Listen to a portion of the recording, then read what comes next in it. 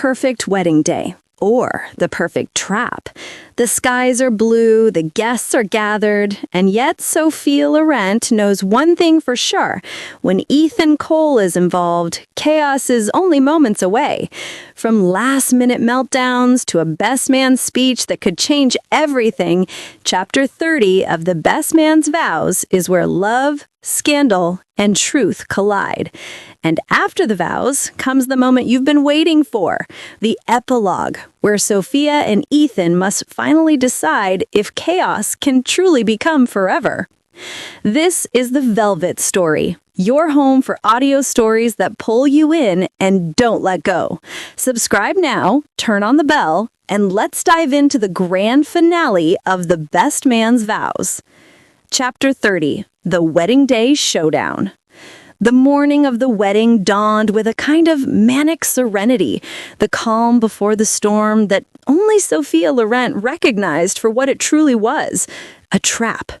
Perfect blue skies, birds chirping, and expensive silence settling over the Laurent estate like a royal decree.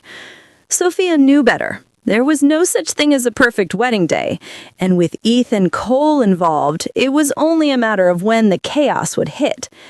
Act 1, The Morning Chaos.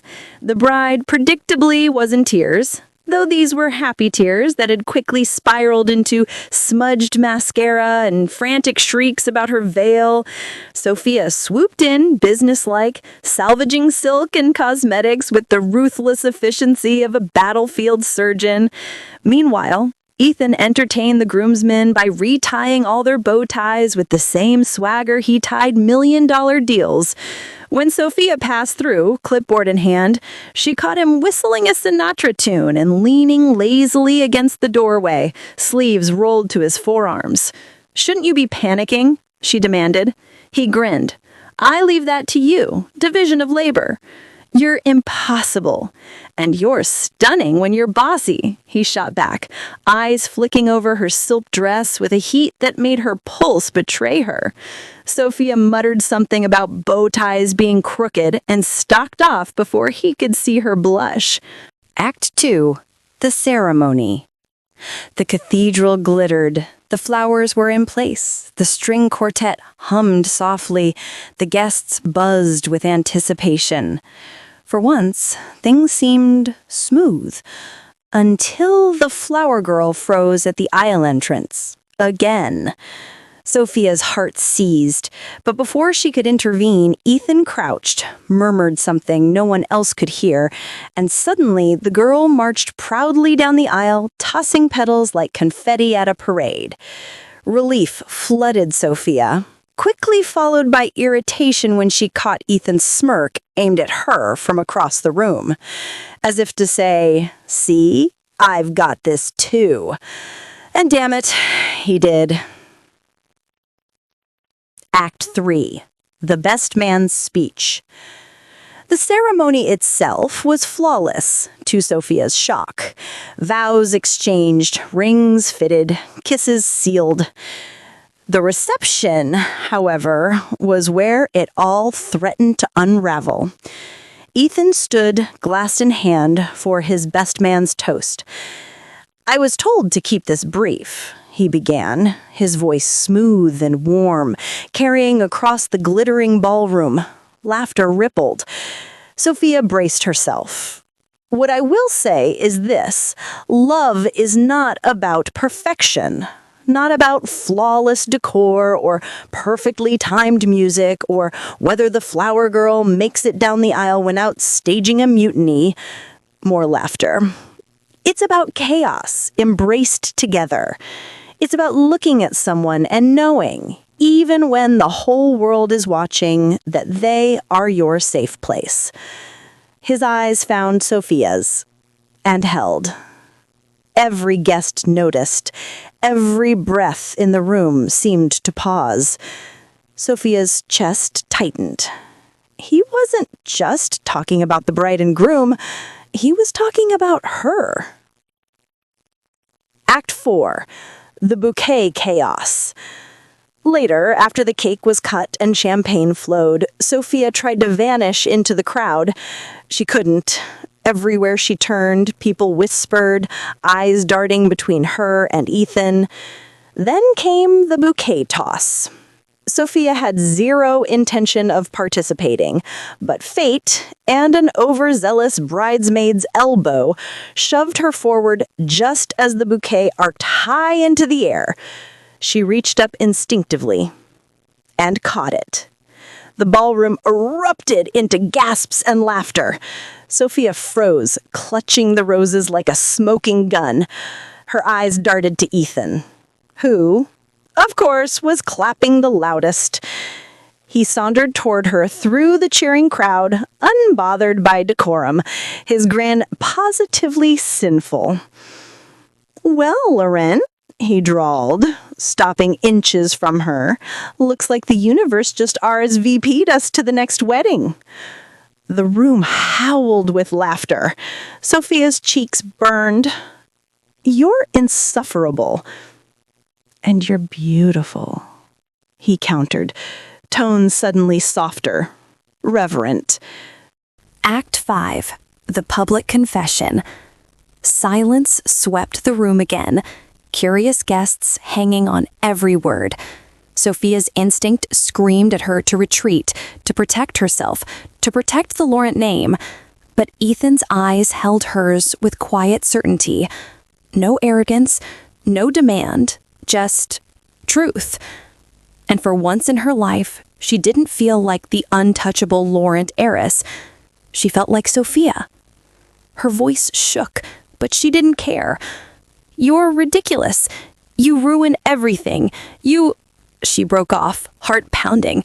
Then, in a rush, "You're the best thing that's happened to me in years." The room erupted into cheers. Ethan closed the gap and kissed her. It wasn't a chaste, polite kiss. It was bold, certain, a declaration. And yet it carried the same respect he'd shown her since day one. The patience, the boundaries, the admiration. Sophia melted. For once, she didn't care about tabloids, her father's warnings, or the weight of her last name. She cared only that Ethan Cole's arms were around her, steady and sure. New vows. Weeks later, another wedding, another grand affair. This time, Sophia and Ethan arrived together, hand in hand. The whispers were still there, but the fear was gone. As the bouquet flew overhead, Ethan leaned down, lips brushing her ear. "When it's our turn, I'll make sure it doesn't hit me in the face." Sophia laughed, bright, free.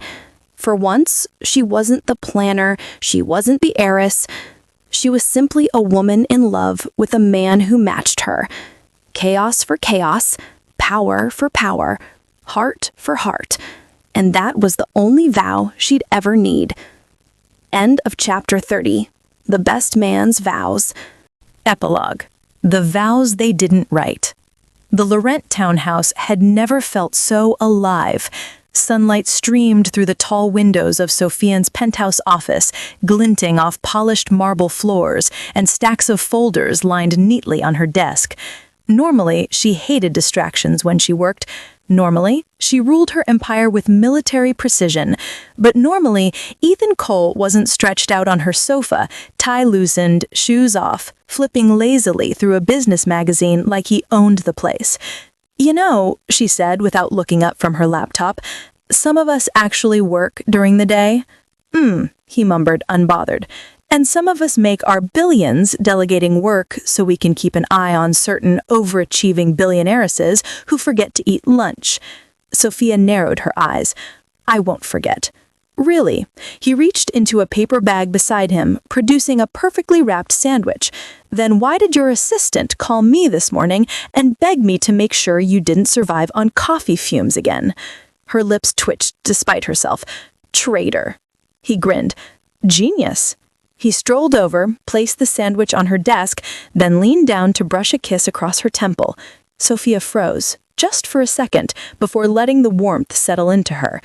He did this often now, small, quiet gestures that slipped past her guard and made her forget the world. "Fine," she muttered, taking the sandwich. but only because I don't want to listen to you brag about saving me from starvation for the rest of the day. Oh, I'm bragging anyway, he said cheerfully, dropping back into the sofa. That's half the fun. Their rhythm. It was startling how easily he had folded into her life. Mornings of flirty arguments over headlines. Apparently, we're society's new it couple, Ethan would announce, brandishing tabloids like trophies. Afternoons of shared boardrooms where his calm wit softened her sharp strategies. Evenings of laughter, of stolen kisses, of a kind of ease Sophia had never known was possible. And always, always the banter. You realize, Sophia said one evening as they prepared for yet another gala, that you've made me laugh more in 2 months than I did in the last 2 years combined? He adjusted his cufflinks, his eyes meeting hers in the mirror. Good, because I'm not stopping. You're insufferable. You love it. And to her horror and delight, she did. A new promise. At their next public event, another bouquet soared through the air. Sophia instinctively ducked, but Ethan caught it one-handed, smooth as ever, and presented it to her with a bow. Laurent, he said solemnly, voice carrying just enough for those around them to hear, I believe this is yours.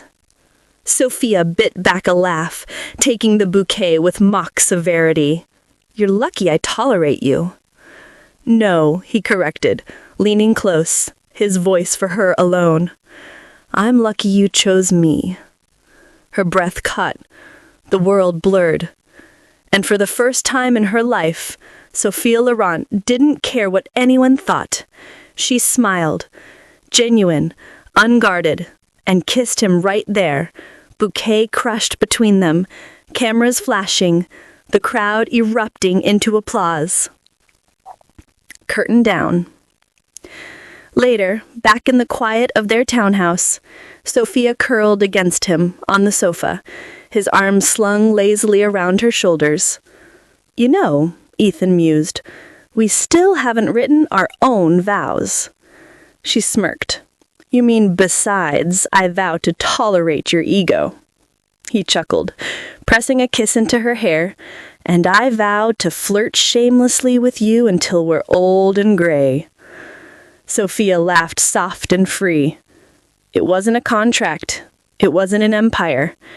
It was something better. It was theirs. End of epilogue. The vows they didn't write. And that was the finale of The Best Man's Vows, right here on The Velvet Story. From the first spark to the last vow, Sophia and Ethan's journey has been chaos, passion, and everything in between. If this story gripped you, make sure you're subscribed with notifications on, because even though this chapter has closed, more stories are coming that will keep you hooked, heart racing, and always wanting just one more. Stay with us here on The Velvet Story, where every ending is only the beginning of your next obsession.